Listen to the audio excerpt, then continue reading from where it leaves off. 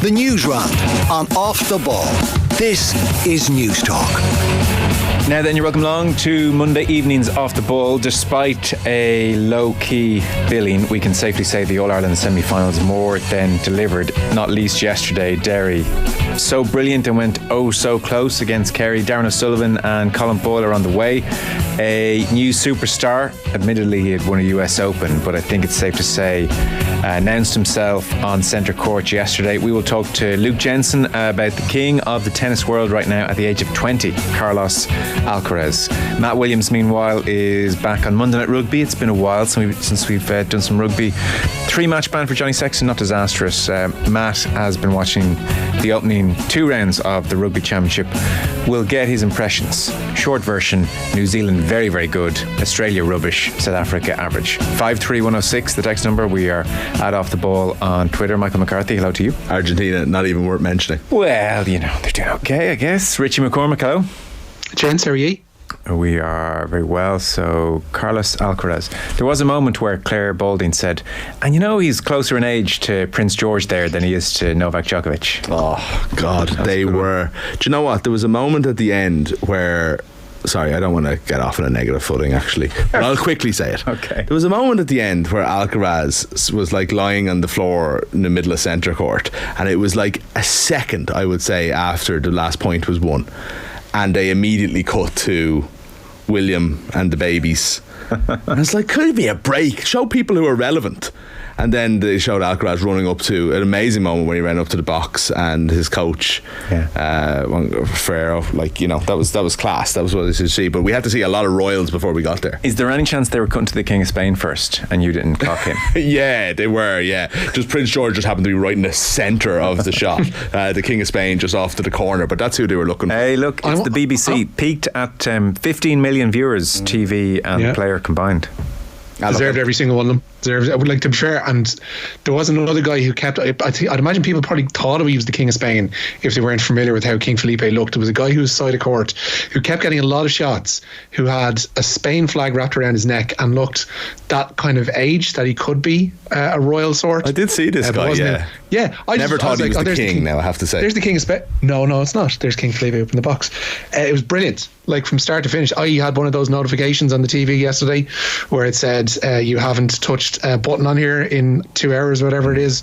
Are you still watching? And I was like, yes, I very much still am. Went from start to finish, and yesterday was incredible. The GAA always interrupts Wimbledon finals, right? It always has. But it's only in the last couple of years, obviously, that it is like such an important part and late on in the GAA season that like it is really difficult to give your full attention to a Wimbledon final when you've an All-Ireland semi-final on. But Jesus, it was tough to turn. Like, I was waiting for the end of a brilliant game between Derry and Kerry so I could concentrate, because if it was going to 5, I think it was in the 4th set the game ended, and you're like, if it's going to 5, I want to give my full attention to this, because it was one of those occasions. Tennis doesn't reach those heights very often, but when it does, it's almost unparalleled. It can be and they were playing at such a high quality all the way through. Djokovic, I have to say, I've never been his biggest fan, but as the game went on, like, you know, you just have to have so much respect for his talent levels and how he kept in it. But this guy, Joe, like Richie was talking about it on Friday when we were talking about his semi-final against Mendiev, but like, he's so impressive. Like, to do that in his first final against a guy going for, nobody even does it. Like, Djokovic was going for 5 Wimbledons in a row, something that's only ever been done by 2 people. He was going for his 8th Wimbledon, which has only been done by Roger Federer in the men's game. Like, what a win. Hadn't lost on centre court since 2013. Hard to believe. The final to Andy Murray was his last defeat on centre court. It was incredible. Alcaraz's shot selection and game awareness and game intelligence, like from point to point, for a 20-year-old, I mean, just have to keep underlining that, for a 20-year-old, was absolutely immaculate yesterday. It really was. And he was somebody who will do something wrong, learn and pick up and learn from it within the same set and move on and be better at it. Like, to watch somebody naturally improve as a player as a match progresses, as the Wimbledon final progresses into 5, is quite something. I think a lot of people would have had the experience over the last fortnight of not having seen loads of him, to by the end of yesterday's match saying, there's that trusty Alcaraz drop shot there. Yeah, there was enough drop shots. We know, and look, he's bloody good at them. Luke Jensen will join us later on, as he will explain this guy's only getting better. Not surprising given his age, but for instance, his serve is, to use Luke's phrase, not a flamethrower,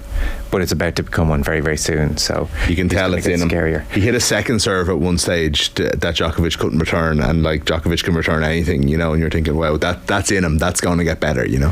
Djokovic, in fairness, I mean, it was a painful loss, I'm sure, given Margaret Court's record, the Federer record. He's 36. That might be that. I'm sure he doesn't think so, but it might be. It was extremely magnanimous, I thought, and came across very well post-match. And it was put to him at one stage, I think this was more in the press conference, that people are saying that Alcaraz is like a really good blend of Djokovic, Federer, Nadal. And Djokovic, who's seen some good players in his time, I think it's fair to say, said, I would agree with that. I think he's basically got the best of all three worlds. I haven't played a player like him ever. Roger and Rafa had their own strengths and their weaknesses. Carlos, a complete player. He's got everything he has. I was watching him yesterday, kind of in kind of close up, and everything he has comes through his middle, comes through his core. If you watch him on his feet, he's exceptionally light in his feet. You contrast that with somebody who's very heavy on his feet, like Andy Murray, to the degree that he looks like he's clomping on courts at times. And Nadal can have a bit of that as well. Not so much Djokovic and Federer, but everything comes through his middle to the point that he almost looks like he's gliding when he's taking these shots. And that's the way he's able to get this power on this. He had like a 94 mile an hour forehand a couple of times yesterday that there was no playing. It was he's a different beast to what we've seen in the past while. On the forehand point, apparently, Rich, more than a couple of times, 83% of his forehands were over 90 miles per hour, which is unheard of. So there were freakish things happening. We'll talk to Luke Jensen 7:30. David on YouTube says Djokovic was below his best. Great match though. Alcaraz the real deal, says Andy. And David Wexford rightly points out 7:03 it was Mick's first rant of the week. Yeah, and it'll be my last for a minute or two. Can I just point out quickly about the Djokovic being below his best? There was a stat after the first set where, or I think it was even halfway through the second set, obviously Djokovic dominated the first set, where it's like when attacking, your percentage of points won, and Djokovic was like 90, which is insane, and Alcaraz was 50, right? And then there was a point late in the game, I think it was in the fifth set, where Djokovic, I think, hit 2 unforced errors in a row, you know, in points that he should have been in control of. And it's like, that's not just him not being at his best, that's him being worn down by like an unbelievable performance on the other side of the court. You know what I mean? You have to be like second longest final in Wimbledon history, and one of those games went on for, was it half an hour? Oh yeah, it was 11 juices or something, was it? 13? Yeah, was Pat, 13 juices. Was Pat Cash the first to climb into the box? One of, if not the. He might have been, Did Becker go up? Becker might have done laterally. Becker won in what, 85, was it his first one? His first one, 85. No, I don't think. Cash, 87 was the first, Yeah. After the Johnny Sexton abusing the officials, can we now stop with the rugby players are so much better behaved than soccer players? SH1T we have to constantly listen to. Rugby supporters are obsessed with not being soccer, says Liam in Limerick. Feels like someone else's argument, really, so doesn't it? Like, get involved with Liam's issues there. You listen to a different show, Liam. I mean, it just doesn't feel like we were in that space, but I'll take the point. John says, why don't the GAA bring in a properly defined tackle that is clear to refs, players and fans? Soft frees were given to Clifford and O'Brien, while McGuigan was the victim of an over-the-top tackle, or tackles in the second half, says John. John, I think everybody agrees with that. Text as a follow-up, give us the clearly defined tackle there in a line or two, and best of luck with that. That is the problem. It's very hard. It's a weird thing in GAA. We grow up, we know it when we see it, and then there's a big old grey area. Yeah, and look, it's funny because like when I'm on the side of it as being a supporter, I join in 100%, but when you watch it as a true neutral who kind of would have liked Derry to win that game, these things iron out. Like David Clifford was yellow carded, was he? Or at least definitely pinged for like a really clear challenge that was a score in the end of the first half. These things happen over the course of a game, like, you know. Yeah, they do and they don't. I mean, they don't always even out. I thought that Stephen O'Brien was a free. I think he lost his footing because of the challenge. Now, it wasn't a hard challenge or anything like that, but he lost his footing and fell to the ground and hand passed it off because he was hitting the side. You know, I think that's a free. I don't think it's a big deal that it's a free or not a free. Sure. If he'd given it or not given it. I agree with that. It's never a big deal. You know, if you're clinging to that stuff. Yeah, they lost the next 4 kickouts and Kerry scored 4 points. It can't have been just because of that one free. Here's the issue. It's not the referee. And by the way, Derry played so well. I think I'll be pushing Colin Boyle and Darren O'Sullivan for a joint apology to Derry. So Derry played so well, but like the reason they lost the game is absolutely not the referee.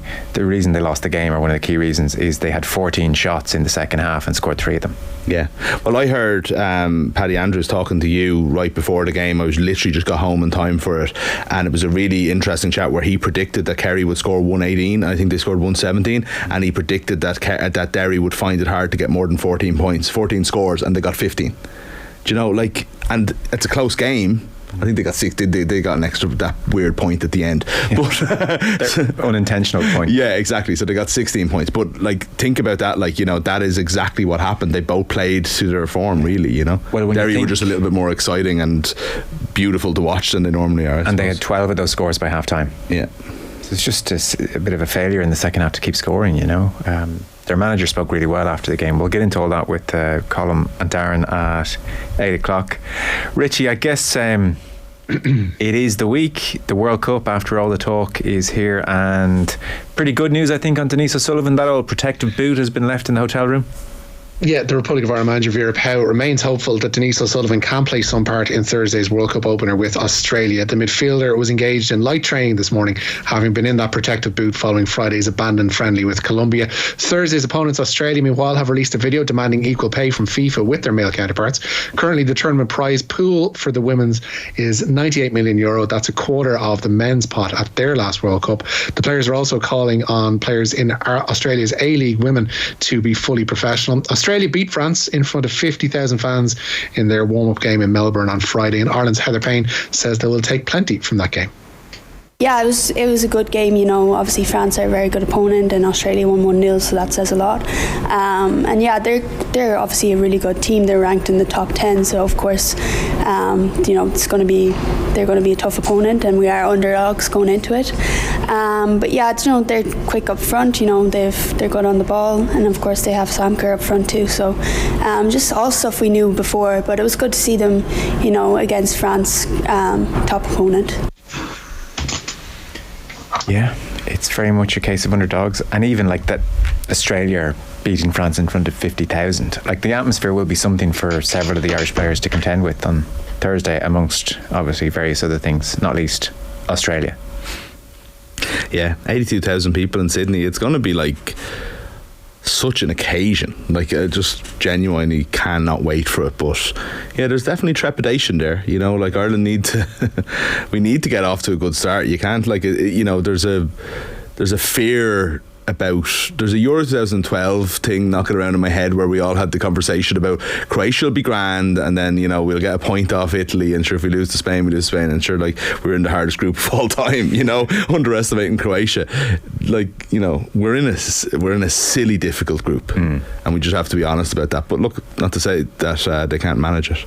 Yeah. Rich, the news for Johnny Sexton then?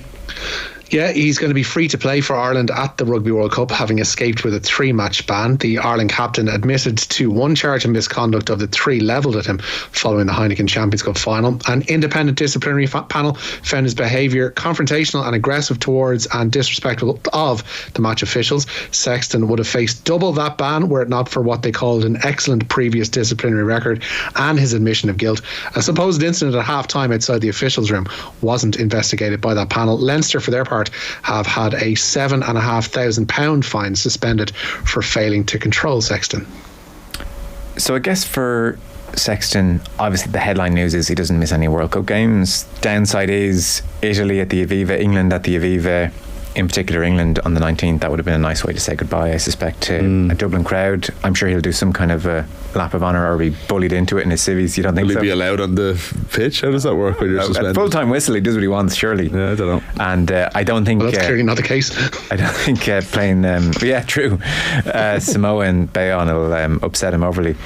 I guess it means after 6 months he's coming in without a single game. Yeah, absolutely. World Cup, which is great. He might have played in one of those games, realistically, I would say, you know.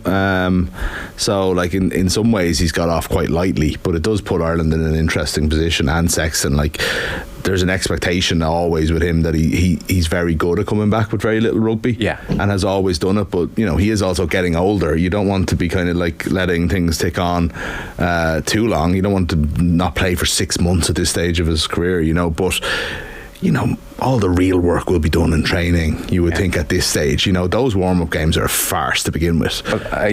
They are because it's weird, because for all the jokes about November friendlies versus test matches and stuff, these are the only really true friendlies in international rugby, and they come across that way. They're strange games. My strongest memory of any of them is David Wallace being put out of a World Cup. Yeah, exactly. Yeah. Touchline. I didn't read the full 36 pages finding, because say you're not on your own there, Joe. Life's too short and all that. But what he said in effect, and I think this is by his own admission, but to read a passage from the finding, the committee found his behaviour confrontational, aggressive towards and disrespectful of the match officials. So it included his pointing his finger at them and shouting at them something to this effect: "It's a disgrace you guys can't get the big decisions right," probably accompanied by expletives, most likely the F word, said Sexton. It's not the worst thing you ever heard, he's just venting. Tackle the referee though. It's the stuff around that. They kind of pinpoint 3 incidents. The first is when he comes onto the pitch and apparently says that to them. There's then a supposed second where he's acting in an intimidating manner, they feel, towards the officials, and mentioning something in their direction at the very least, which he says was purely directed towards his own players. So he was like chatting, they're in their area, they would be at the medal ceremony, and he was making a point to whoever he was standing beside. And then the third, which isn't really an incident, it's that he tried to pull one of the assistant refs aside and apologise. He was like immediately conciliatory towards the assistants, and they said they didn't want to talk at that particular time, so it was held over. And then among the mitigating factors, like, he called the APCR's head of officiating 2 days later, following on from a text, and that was very mea culpa, not in a kind of scared kind of way, but more so, listen, I know I was wrong. That really effed up there. So I think that was the guts of the mitigation, at least anyway, is that he knew from the jump that he was right, he was in trouble and he did something wrong. You have to be honest and stuff. If we're all like taking nationality out of it and everything like that, like, it does feel like it was something that does deserve a suspension. And he's very lucky to be made out of, and he's not going to miss the World Cup. And I think possibly some context was taken into it. Like, was it something that deserved a ban? Yes. Was it something that should, like, take him out of the World Cup at the end of his career? Maybe not. Like, I'm sure they're not supposed to look at things that way, but they're human beings. Yeah, exactly. So he is lucky, I think. We should do like the top 10 Johnny Sexton referee moments. Remember when he told the referee in Australia that, "I know you hate me, but you have to listen to me." Well, listen, you joke. It's a long build up to this World Cup. Coming to a Wednesday night rugby soon. Pat Cash was the first, says Tennis Tank on YouTube. Thank you very much. Yeah, I thought he was. I think that's why it's so famous, presumably. Forget Alcaraz, lads. What about Clifford? I know it's nearly getting routine now, but did you see him on Sunday? He might honestly be the best we've ever seen, says Colin. Not from Kerry. I know. It's just outrageous. I mean, he just might be the best I've ever seen. I think I'm pretty close to saying that, and it feels too early in his career to be making points like that. Like, even Jack O'Connor was moved, not to single anyone out, but he found himself saying, and by the way, what David Clifford did in the second half there, that was outrageous. All over the pitch as well, Joe. Well, I think not just kicking points with David Clifford, that was the point O'Connor was making. Like, this lad's back in his full back line and then has the energy to weigh in with 9 points. And even I thought, like, the way Kieran Mina, the Derry manager, spoke about him is quite telling. So basically he said of Clifford, "We felt we had the best man marker in the game in Chrissy McCabe, but for us it wasn't about taking David Clifford out of the game. It was just about managing his impact. He's an incredible player. He may be the greatest player who's ever played the game." Like, it's not even just the way they say it, and like, you're saying Colum's not from Kerry there. Colum, who is from Kerry, who has a claim on being one of the best players to ever play the game. Gooch on TV yesterday was talking about him in terms like, "I've never seen anybody who can do what he does as often as he does it and as consistently as he does it." And like, when you think about the things that people are just casually throwing out about this guy, and everybody's in unison on it. There's no dissenting voices really on David Clifford, And these are people who know the game better than we'll ever know it, But Chrissy McCaig is the best man marker in the game, probably. Or he's if he's not, he's in the top 3. Yeah. And Clifford just had, you know, you could say what like Mikey Butler did to Tony Kelly, different sport or whatever, but you know what I mean, like you can curtail these guys, the best in the game, if you do that job brilliantly and you have the best person to do it. And Chrissy McCaig just looked like a normal full back yesterday.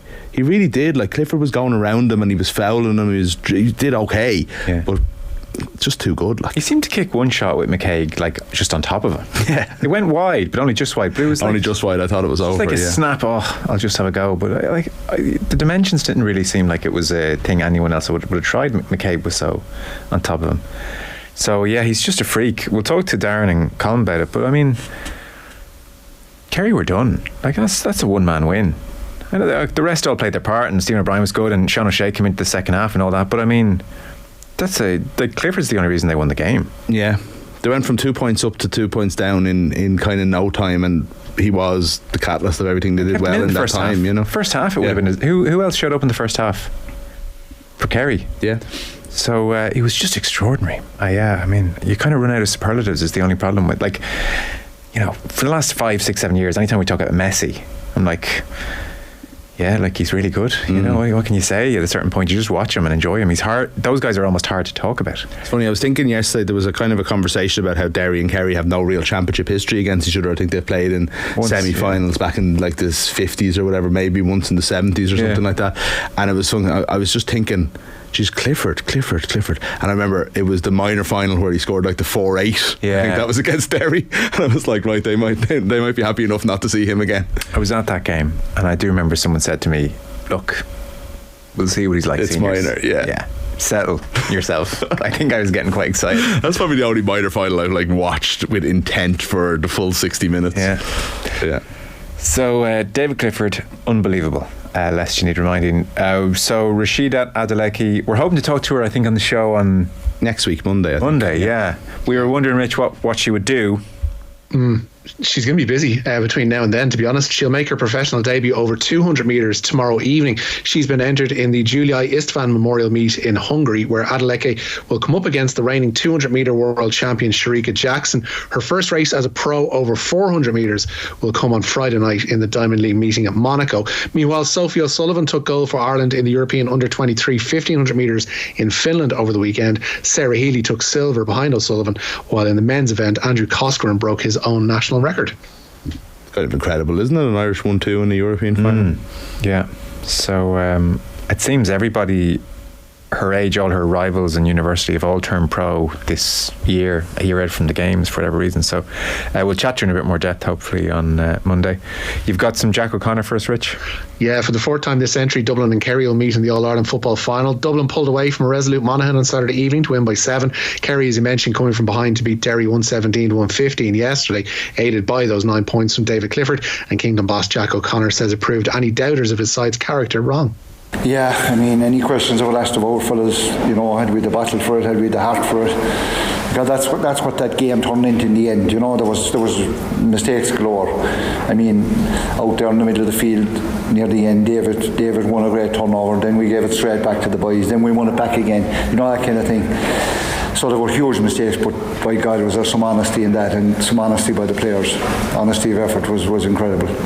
And as I said, hats off to Derry. They put in some performance today, so it really meant that we had to give everything to get over the line. Yeah, it was just an amazing game. I mean, give me that week in, week out. It was so good. Alan on YouTube, just talk about David Clifford, please. Yeah, so we'll just do that for the show. A couple of texts in on the referee. Brian Finglas felt he was very poor. It was the difference. I mean, I guess you can definitely make the argument, but look, as a neutral looking on, I just thought it's very hard to ref. It's difficult. Didn't think he did that bad a job. I wouldn't say it was the defining talking point of the game. Jesus, Mick, you weren't as understanding of the refs last Sunday for Clare. I was, actually. Well, I was trying to be. Anyway, Richie, you were hosting. How did I do? Yeah, decent, Mick. You know, I thought you were fair. There was no massive rants, which is something at least. Try to keep it level. Keenan Leitrim, complete overreaction to the tackle in the game against Colombia. Yeah, I have to say, maybe because we read all the pieces about the fear in the eyes of the Irish players, and Vera Pauw saying it was the worst thing she'd ever seen in her 47 years in the game, that when you saw the tackle on Denise O'Sullivan and knowing that she'd gone to hospital in protective boot, it didn't look as scary or as awful as you suspected it would be. Pau has since come out and said that actually it was Final the 20 straw, minutes, wasn't it? Yeah, in its totality. It's 11 seconds of the final 23 minutes that was apparently rough, and there was no heed taken from the Colombian management to listen, lads, this is a warm-up game behind closed doors, you want to calm it down a bit, and they didn't. And I think that was the final straw, rather than it being the complete reason why everybody walked off. Yeah, I think so. Lads, Carlos Alcaraz's impressive glutes are also a big help. He'll be unstoppable in a few years, says John in Limerick. We haven't made the point about his glutes. Haven't noticed his glutes, really, sorry. Tell you what, Check him out. did everyone have the moment where it cut to Brad Pitt and you went, good God? Jesus, he's looking younger now than he was 20 years ago. It's just too Somebody handsome. pointed out he's 3 years older than Alcaraz and Djokovic combined, Yeah, 59. and he looks like that. Like, that's disgraceful. Disgraceful. Yeah. Imagine being in the same shot as him. Clean Just living. like, get the camera away from me. Oh my God. It's incredible. I think Twitter just blew up. Brad Pitt and Alcaraz were trending. We're out of time. So sorry, we didn't mention Rory McIlroy's win. We'll talk about that later. We'll talk about it later. That Yeah, was I was pretty watching impressive. that. Yeah. We'll do our open preview tomorrow. Richie, thank you very much. Until tomorrow. Nice one, lads. Mind See ya. yourselves. Thanks.